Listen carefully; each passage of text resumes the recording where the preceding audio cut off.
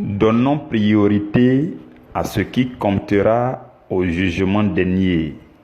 Donnons priorité à ce qui comptera au jugement dernier. Mes frères, mes sœurs bien-aimés dans le Seigneur, nous sommes le samedi 16 octobre et nous allons ensemble lire 2 textes bibliques sur lesquels nous allons baser notre méditation de ce jour.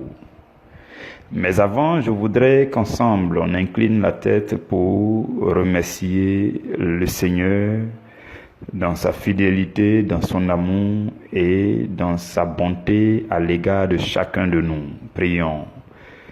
Éternel Dieu de gloire, nous te sommes reconnaissants. Merci de ce que par ta bonté, par ta fidélité, par ta grâce, nous parvenons au dernier jour de cette semaine. Merci Seigneur de ce que cette semaine a commencé avec toi et elle s'est déroulée avec toi et elle se termine avec toi. Merci de ce que ta protection infaillible s'est établie autour de la vie de chacun de nous et par ta fidélité, ton esprit a demeuré dans la communion avec chacun de nous pour nous enseigner, pour nous éclairer, pour nous fortifier, pour nous éduquer spirituellement, pour conduire nos pas, pour nous aider, nous orienter dans notre vie. Nous te bénissons pour tout ce que tu accomplis dans la vie de chacun de nous. Et nous voulons encore te recommander ce temps de méditation. Nous nous recommandons totalement à toi et nous te prions de conduire ce moment. Merci Seigneur, nous te prions de le faire au nom de Jésus-Christ de Nazareth, notre Seigneur et Sauveur. Amen. Avant même de lire notre texte d'appui qui est Apocalypse 20, nous allons lire dans Luc chapitre 15. Luc 15, versets 4 à 7. La Bible dit: « Quel homme d'entre vous, s'il a 100 brebis et qu'il en perde une, ne laisse les 99 autres dans le désert pour aller après celle qui est perdue, jusqu'à ce qu'il la trouve. Lorsqu'il l'a trouvée, il la met avec joie sur ses épaules, et de retour à la maison, il appelle ses amis et ses voisins et leur dit: « Réjouissez-vous avec moi, car j'ai retrouvé ma brebis qui était perdue. » De même, je vous le dis, il y aura plus de joie dans le ciel pour un seul pécheur qui se repent que pour 99 justes qui n'ont pas besoin de repentance. Apocalypse 20, versets 12 à 15. Et je vis les morts, les grands et les petits, qui se tenaient devant le trône. Des livres furent ouverts et un autre livre fut ouvert, celui qui est le livre de vie, et les morts furent jugés selon leurs œuvres, d'après ce qui était écrit dans ces livres. La mer rendit les morts qui étaient en elle. La mort et le séjour des morts rendit les morts qui étaient en eux. Et chacun fut jugé selon ses œuvres. Verset 14. Et la mort et le séjour des morts fut jeté dans l'étang de feu. C'est la seconde mort, l'étang du feu. L'étang de feu. Quiconque ne fut pas trouvé écrit dans le livre de vie fut jeté dans l'étang de feu. Parole du Seigneur, nous rendons grâce à Dieu. Mes frères, mes sœurs bien-aimés, dans ce texte d'Apocalypse que nous venons de lire, la Bible parle des livres qui seront ouverts. Et la Bible parle aussi d'un livre qui est le livre de la vie. Et les livres qui seront ouverts vont être observés, examinés à la lumière d'un seul livre qui est le livre de la vie. Vous comprenez? Et la Bible dit, ces livres seront examinés selon les œuvres qui sont mentionnées. Donc, chaque livre sera examiné selon les œuvres qui y sont mentionnées. Et quand la Bible parle des livres, la Bible fait allusion à un livre par personne. Et dans ton livre, dans mon livre, il sera mentionné des œuvres.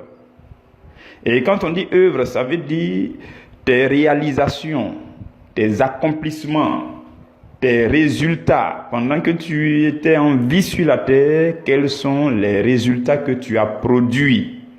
Toutes ces œuvres seront mentionnées dans ton livre.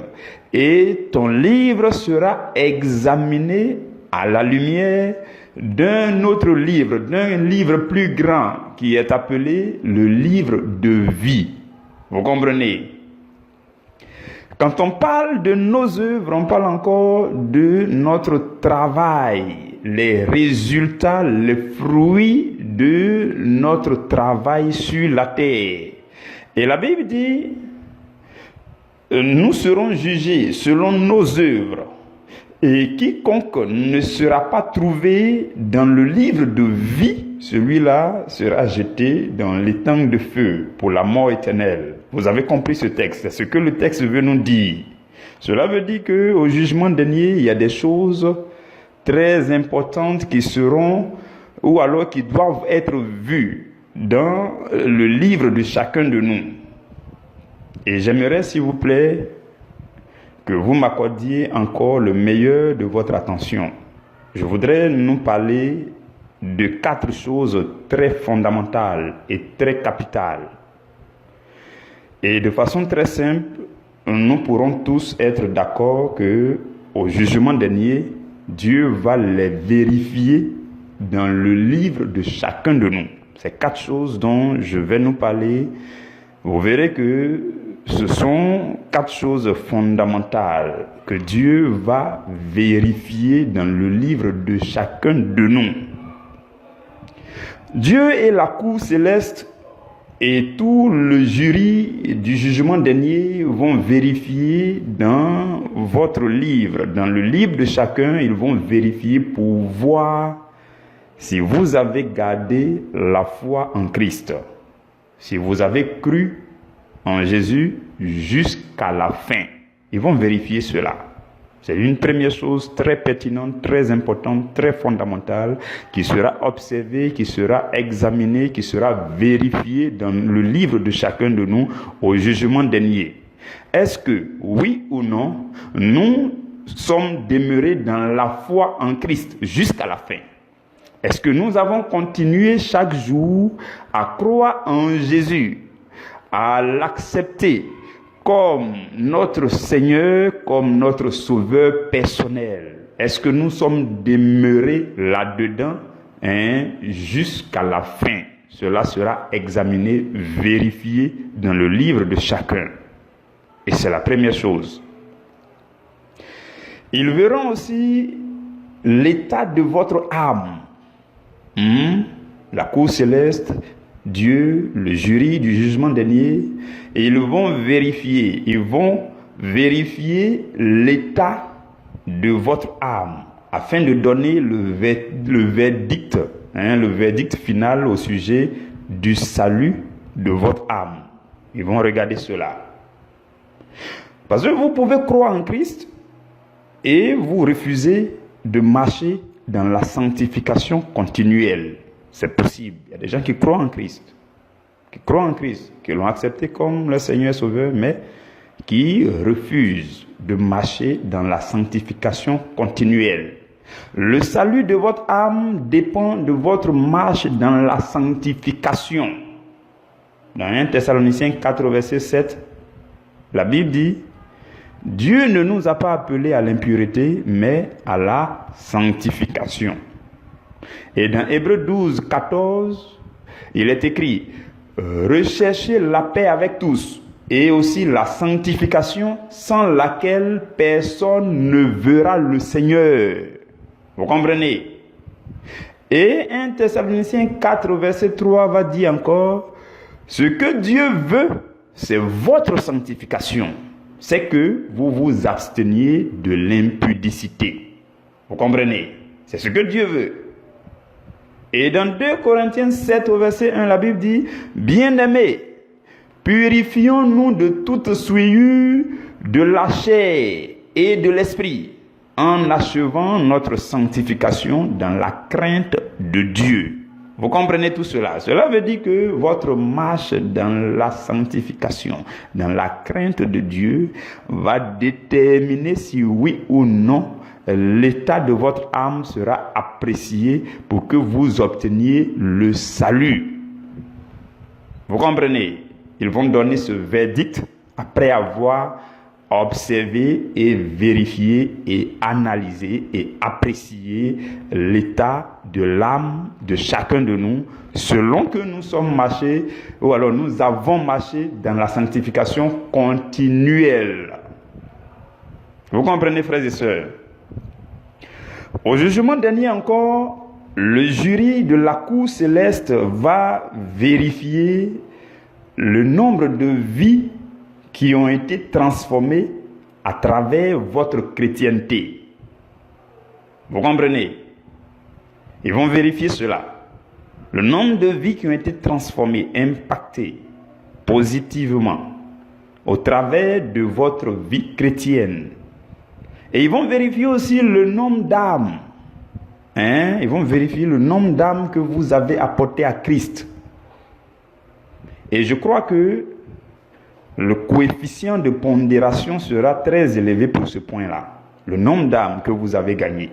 Jésus dit dans Luc chapitre 15 au verset 7, dans le premier texte que nous avons lu, dit, de même, je vous le dis, il y aura plus de joie dans le ciel pour un seul pécheur qui se repent, pour une seule vie qui a été transportée, qui a été attiré à la lumière de Christ, il y aura plus de joie au ciel. Cela va compter davantage au ciel.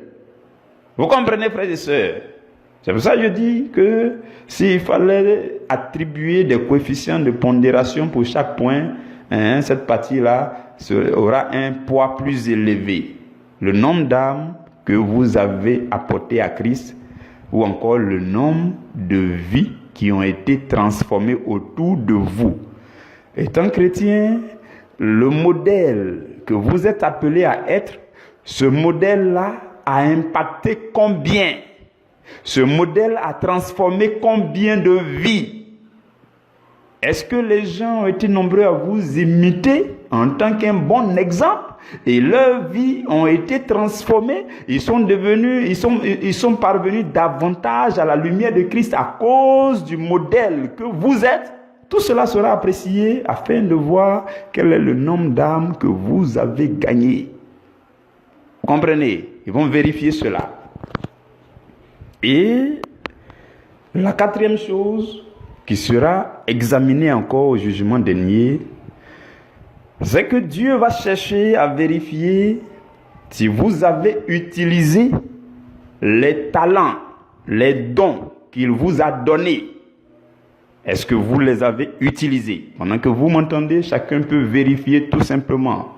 Est-ce que je mets en évidence, je mets en œuvre mes talents, les talents qui sont en moi? Vous comprenez? Dieu va chercher à vérifier si vous les avez utilisés et comment vous les avez utilisés. Est-ce que les talents que Dieu a déposés en vous, le potentiel que Dieu a enfoui en vous, les capacités qui sont dormantes en vous, est-ce que vous avez pu les découvrir, les réveiller, les valoriser, les mettre au service des gens? Est-ce que vous les avez rendus utiles? Est-ce que vous vous en êtes servi pour que ça porte du fruit ou encore des fruits éternels pour vous? Dieu va observer tout cela. Parce que quand tu envoies quelqu'un en mission, tu lui donnes de l'argent, tu lui donnes des ressources qu'il faut, tu lui donnes le matériel qu'il faut, tu lui confères la connaissance ou encore la compétence qu'il faut pour mieux faire le travail. Pour vous qui êtes dans le milieu professionnel, vous pourrez mieux comprendre ce que je suis en train de dire. L'entreprise dans laquelle vous êtes envoie quelqu'un en mission dans un autre pays. Qu'est-ce qu'ils font? Ils lui donnent suffisamment d'argent pour se loger, pour prendre soin de lui par rapport à ses besoins, la nourriture et autres, et lui donnent les directives en termes de compétences, de connaissances qu'il faut pour réaliser le travail là-bas. Ce sont des talents qui sont en lui. Donc, il lui donne, des ressources, le matériel aussi souvent. Donc, il lui donne tout le nécessaire. Maintenant, s'il s'en va, et puis il revient, tout cela, rien n'a été utilisé. Et puis il revient tout malheureux, tout triste. Il n'a pas réussi la mission. On lui demande pourquoi. Mais pourtant, on t'avait donné ceci, cela. Pourtant, on t'avait muni de matériel. Pourtant, on t'avait accordé le nécessaire pour que tu réussisses la mission. Pourquoi tu n'as pas réussi? Qu'est-ce qu'il va répondre? Il ne pourra rien répondre. Et ça risque d'être le cas de certains au jugement dernier. Voilà pourquoi le Seigneur, par sa grâce, nous permet de donner ces enseignements pour nous interpeller et nous réveiller au sujet des talents de Dieu que nous devons valoriser. Vous comprenez, frères et sœurs? Donc, nous venons de parler de 4 choses fondamentales qui seront sévèrement examinées dans le livre de chaque personne au jugement dernier. C'est ce que nous venons de voir. 4 choses fondamentales. La première chose, c'est: est-ce que vous avez gardé la foi jusqu'à la fin? Deuxième chose: est-ce que le salut de votre âme a été préservé par une marche dans la sanctification continuelle?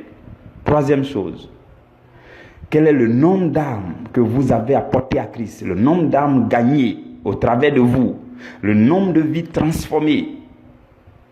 Et quatrième chose: comment est-ce que vous avez utilisé les talents que Dieu a mis en vous?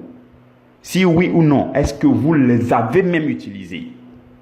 Voici ces 4 points qui seront sévèrement observés, vérifiés, examinés dans le livre de chacun de nous au jugement dernier. Et ce que je veux nous dire maintenant, c'est que les communautés chrétiennes sont des organisations divinement ordonnées par Dieu lui-même pour la moisson des âmes. Suivez-moi très bien. En tant que chrétien, un chrétien non impliqué dans le service, vous pouvez parler de Jésus à 1, 2 ou 3 personnes au passage, de temps en temps. Et ces personnes vont donner leur vie à Christ. On appelle ça la moisson sélective. Ou encore la moisson à très petite échelle. Mais en intégrant une communauté chrétienne, vous vous engagez dans une moisson à grande échelle, une moisson collective. Vous comprenez, frères et sœurs? Voilà pourquoi nous disons que le fait d'opter pour le service du ministère, c'est le fait de saisir aussi l'opportunité de participer à une moisson massive des âmes. Vous comprenez? Dans chaque communauté chrétienne, l'équipe de service, c'est l'équipe qui travaille à cette moisson massive. Il y a les travailleurs et il y a les consommateurs. Vous verrez que dans toute congrégation, dans tout mouvement, il y a des travailleurs et il y a des consommateurs. Dans le royaume de Dieu, frères et sœurs, le consommateur n'est pas appelé à rester consommateur. La moisson est grande et les ouvriers sont peu nombreux. Voilà pourquoi nous ne cessons de prier le maître de la moisson afin qu'il nous envoie tous dans sa moisson. Vous comprenez, frères et sœurs? C'est important donc de vous intéresser à la moisson. C'est très important. Et l'équipe de service d'une communauté chrétienne, c'est l'endroit indiqué pour vous et pour moi, pour chaque chrétien, afin de mieux entretenir le salut de son âme par la marche dans la sanctification. C'est l'endroit le mieux indiqué. Vous comprenez? Pourquoi je le dis? Parce que en suivant les programmes de prière de la communauté, les programmes de jeûne communautaire, en participant au programme collectif de lecture biblique, en écoutant assidûment les enseignements et les prédications, vous aurez le nécessaire pour marcher dans la sainteté devant Dieu et devant les hommes. Vous aurez le nécessaire pour garder la foi en Christ.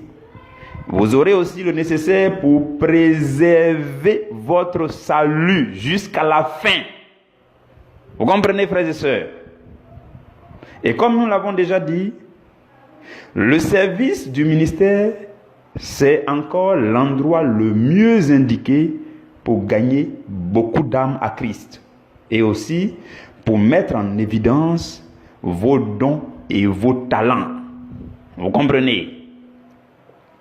Donc, si nous avons la connaissance de ces choses et que nous les avons très bien compris, nous comprendrons aussi que le fait de donner priorité à ce qui comptera au dernier jour, cela se traduit simplement par l'urgence d'intégrer le service du ministère au sein de votre communauté chrétienne. C'est ce que ça veut dire notre thème d'aujourd'hui. Le sous-thème dit, il faut qu'on donne priorité à ce qui va compter au dernier jour, ce qui va compter au jugement dernier, ce qui sera examiné sévèrement par la cour céleste, par le jury céleste au jugement dernier, ce qui sera observé dans votre livre de vie. C'est à ça que nous devons apprendre à accorder la priorité. C'est ce que veut dire le message d'aujourd'hui. C'est ce que Dieu veut dire à chacun de nous aujourd'hui. Nous devons apprendre à reconnaître, à identifier tous les éléments qui seront pertinemment considérés dans notre livre au jugement dernier. Parce que notre livre sera examiné à la lumière du livre de vie. Et la Bible dit quiconque ne sera pas trouvé dans le livre de vie, ou encore quiconque fera des œuvres qui n'ont rien à voir avec ce qui est recommandé dans le livre de vie. Vous voyez, parce que il est dit, chacun sera jugé en fonction de ses œuvres. La Bible dit quiconque ne sera pas jugé, ne sera pas trouvé dans le livre de vie, celui-là sera jeté tout simplement dans l'étang de feu qui n'est rien d'autre que la mort éternelle. Vous comprenez?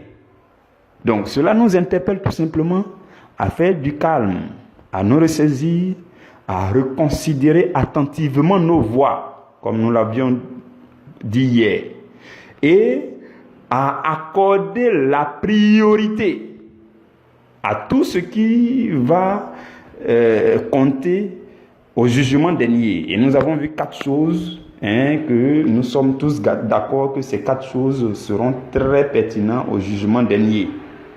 Et le fait de leur accorder la priorité, c'est l'urgence d'intégrer le service du ministère et de vous impliquer dans le travail du royaume. Parce qu'en le faisant, vous entretenez très bien les 4 points dont nous avons parlé. Vous comprenez, frères et sœurs? Et cette communauté se nomme priorité à l'évangile. C'est ça, Et pour nous qui suivons les programmes de cette communauté, les enseignements, les temps de jeûne collectif, les programmes de lecture et d'études bibliques, pour nous qui suivons ces choses, si effectivement nous épousons le sens profond du fait de donner priorité à l'évangile, nous finirons aussi par nous intéresser au service du ministère. Pourquoi? Parce que l'aspect pratique de l'évangile, c'est l'évangélisation. Oui. L'aspect pratique de l'évangile n'est rien d'autre que l'évangélisation. Et l'évangélisation est un travail d'équipe, un travail très bien organisé, des activités bien inspirées par le Seigneur, bien planifiées et bien exécutées par une équipe très bien organisée. C'est ça l'évangélisation. Donc quiconque accorde la priorité à l'évangile doit aussi s'intégrer dans une équipe qui travaille à la moisson, à l'évangélisation. Vous comprenez, frères et sœurs? Dans Romains au chapitre 1 au verset 16, l'apôtre Paul s'exprime pour dire: je n'ai point honte de l'évangile. Il y a des gens qui ont honte. C'est bizarre de le dire, mais ça existe. Il y a des gens qui ont honte de l'évangile, qui ont honte de travailler pour l'évangile. Ailleurs, l'apôtre Paul dit encore: je fais tout à cause de l'évangile afin d'y avoir part. Et dans Romains 1,16, là, il dit: je n'ai point honte de l'évangile parce que c'est une puissance de Dieu pour le salut de ceux qui croient. Vous comprenez? Donc vous, si vous avez un petit complexe un peu bizarre, vous avez honte d'intégrer l'équipe de service, de travailler à la moisson du Seigneur, ainsi de suite, ça ne devrait pas exister. Le chrétien qui connaît la valeur de l'évangile, il sait que c'est la puissance de Dieu pour le salut de ceux qui croient. Donc, en intégrant une équipe de service, vous travaillez pour la cause de l'évangile. Vous travaillez à l'évangélisation. Et l'évangile, qui est une puissance de Dieu, transmet la foi à tous ceux qui croient. Vous comprenez, frères et sœurs? Et il y a un autre texte un peu plus magnifique dans Romains 10 au verset 13 jusqu'au verset 15. On va terminer par là. La Bible dit: quiconque invoquera le nom du Seigneur sera sauvé. Ça, c'est le verset 13. Suivez très bien. Au verset 14, il est écrit: comment donc invoqueront-ils celui en qui ils n'ont pas cru? Et comment croiront-ils en celui dont ils n'ont pas entendu parler? Et comment entendront-ils parler s'il n'y a personne qui prêche? Et comment y aura-t-il des prédicateurs s'ils ne sont pas envoyés? Selon qu'il est écrit qu'ils sont beaux les pieds de ceux qui annoncent la paix, de ceux qui annoncent de bonnes nouvelles, ou encore l'évangile. Vous comprenez? C'est un texte magnifique. Je vous recommande de méditer ce texte du verset 13 jusqu'au verset 15. C'est un bel enchaînement, une belle démonstration. Vous et moi, nous désirons que les gens soient sauvés, que les âmes soient gagnées. Et c'est aussi la volonté de Dieu. En tant que chrétiens, nous désirons ardemment que beaucoup d'autres deviennent chrétiens. Ça, c'est normal, comme désir, comme prier en tant que chrétien. Mais la Bible dit dans le verset 13 que ceux qui invoquent le nom du Seigneur, c'est ceux-là qui seront sauvés. Tu désires que les gens soient sauvés. Et la Bible te dit, c'est ceux qui vont invoquer le nom du Seigneur qui seront sauvés. Mais la Bible ne va pas s'arrêter là. La Bible dit, mais comment donc ils vont invoquer le nom de celui en qui ils n'ont pas cru? S'ils n'ont pas cru en Dieu, ils ne peuvent pas invoquer le nom de Dieu et alors ils ne seront pas sauvés. Et le texte poursuit pour dire, comment est-ce qu'ils vont croire en celui dont ils n'ont pas entendu parler? S'ils n'entendent pas parler de Dieu, ils ne peuvent pas croire en Dieu. Et la suite dit, comment en entendront-ils parler s'il n'y a personne qui prêche, si personne ne s'engage dans le service, si personne ne participe à l'évangélisation, si personne ne prêche, si personne ne fait l'œuvre de Dieu? Comment est-ce qu'ils vont entendre parler de Dieu? Comment est-ce qu'ils vont croire en lui? Comment est-ce qu'ils vont l'invoquer? Et comment est-ce qu'ils seront sauvés?